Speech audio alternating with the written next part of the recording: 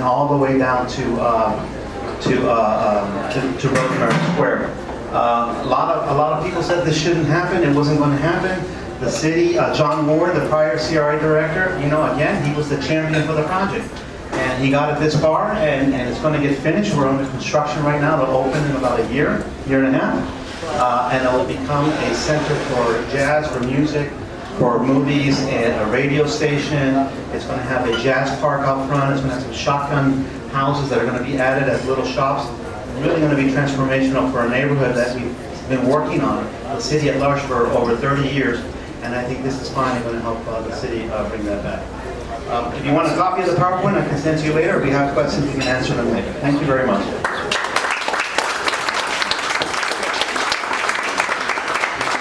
Thank you. And our final speaker is going to be Friederike Mittner with the City of West Palm Beach. I'm going to swap those. You want to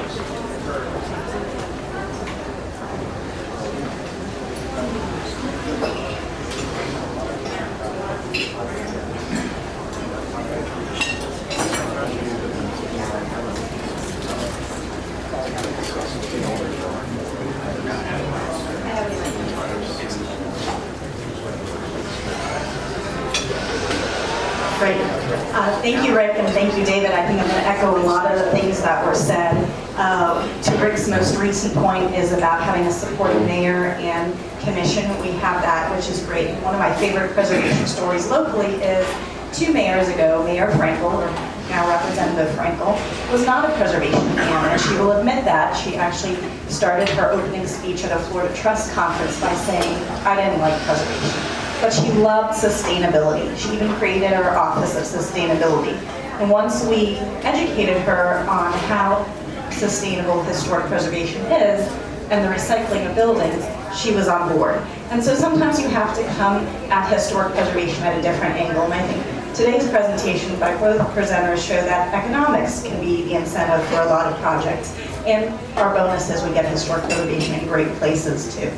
And to echo not just a mayor and commission, that's great, but also a wonderful preservation board. We have our board chair here, Amanda Skyer, and Kristen and Ken. I think those are our board members that are here today. And so it takes a team, it takes a village. I know you all are preservationists, so thank you for being here today. And then to David's point, he had some examples having sufficient staff and resources, so thank you for putting that plug in for us. There are so many more long-range planning things we would love to do, but I think we accomplish a lot with the 2 people. Aaron's here, he's on staff with me here. And we do try to communicate what we expect of the public. We have our design guidelines that we're hoping to update soon, and we are flexible. We are very reasonable, a forest through the trees kind of approach. We understand these buildings need to be viable from an economic sense, but viable from a practical sense too. People want family rooms, they need additions, perhaps they need a ground floor bedroom for accessibility reasons.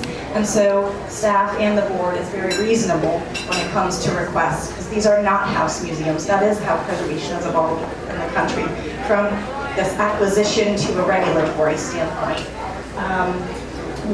So we are flexible.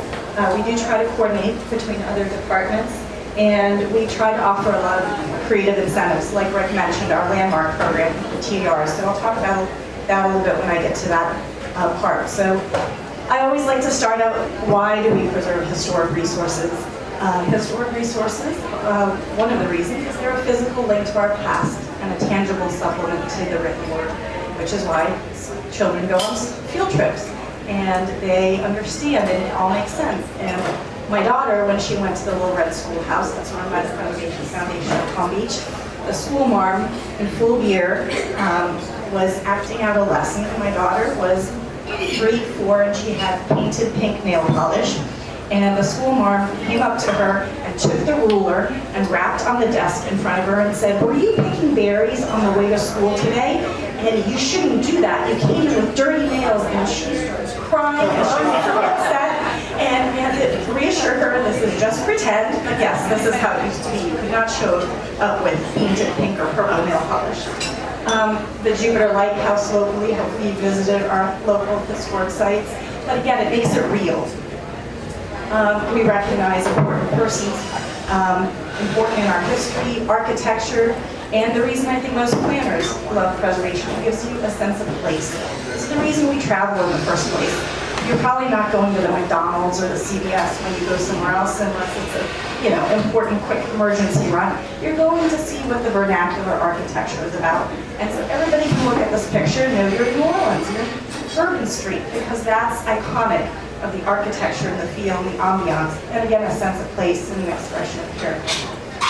So why do places matter? We have a lot of reasons between the architecture and the history and the creativity, and as I mentioned, the sustainability and the community that it brings us together. But of course, today we're here to talk about the economic component. So there's a lot of reasons. We're going to focus real quick on that and exactly how that applies to West Palm Beach. Our historic preservation ordinance is codified in our zoning and land development regulations, just as it is around the country. Again, preservation is local. This is how we can enforce it. It is the police power. And right at the beginning, section 9446, statement of purpose, highly attractive to tourists, business development, and residents. And there are 3, historic preservation is essential to the city's health, safety, morals, and its economic and general welfare. So again, economics was contemplated at the founding of our program, which was in 1990. So our local program, and most local programs, first identify and designate sites that are of historic importance, and hopefully you will have the political support and will to get those designated. We then have design guidelines that you utilize, hopefully based on the Secretary of Interior standards, to do a design review. And most of those are done through a certificate of appropriateness process. And the term is great because that's what we're about. Determining if your request is appropriate to the architectural style and the district you're in. It's, again, not a museum. You are allowed to make changes. And then you have staff and a preservation commission. So in West Palm Beach, we have 17 historic districts, which represents about 5,000 resources that we do review for all exterior modifications, except paint color. Most programs don't regulate paint color because it's too subjective and it's easily modified unless the surface was previously not painted. So, to hone in our local economic benefits, and a lot of these have been touched upon, but I'll get more specific on again how they work in West Palm Beach. Our ad valorem tax abatement program, the property values that have been increased in the 17 districts, our TDR program, transfer of development rights, tourism, grants, rehab jobs, and other incentives. So the first one, the ad valorem tax abatement program. Palm Beach County, the majority of cities that have a historic preservation program also offer the ad valorem tax incentive program. And the Breakers is actually one of the biggest users of the program, and good for them. Why not? They have a beautiful hotel, they build a lot of additions that cost a lot of money, and they're reaping the economic benefits of that.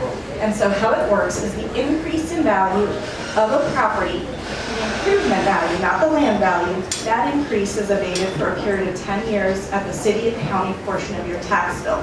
So I have 317 Cordova Road, and sorry, the screen is a little smaller than I thought, but this is that it was going to be. This is this Mediterranean Revival contributing structure in a locally and nationally registered ELSID historic district. This is the breakdown of their tax bill, and I do have a printout here, and I have the PDF that we can email out later. But the numbers break down like this. So 317 Cordova Road. They and start.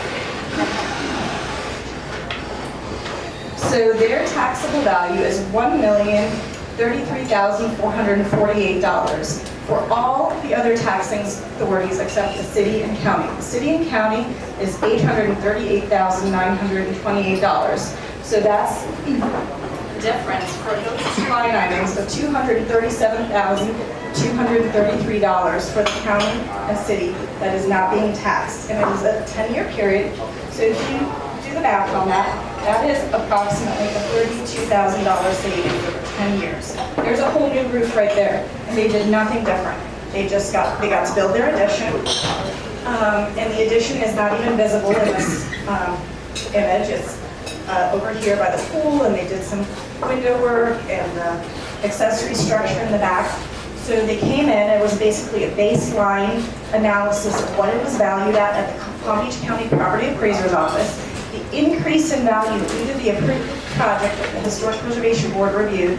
Once it was completed, they submitted photographs, and we submit that to the county for their historic approval board of county commissioners and the property appraiser's office. They'll do a reassessment, as they would have done anyway, if it was not historic, but instead of, again, paying a higher taxable value in all the line items, you get the reduction on the city and county portion of the ad valorem tax bill. And again, a $30,000 savings right there for a residential property. This is available for commercial property and obviously residential, which in West Palm Beach, the majority of our districts are, and that's what takes advantage of it. So a great economic incentive. Second one, property values. Looking at the local numbers, these are from 2012 through 2016. I pulled some numbers from Norfolk Hills, Elsted, Grandview Heights, Old Northwood, and Flamingo Park. So those are 5 different historic districts. Some are in the north end of the city, some are in the south end, some have small homes, some have large homes. And you'll see the appreciation value in those years goes up 43% in Northwood Hills. Just in comparison, I put down Riverwalk, which is a relatively new gated community out west, highly desirable, but it is new construction. It only appreciated, sorry, I think it's 3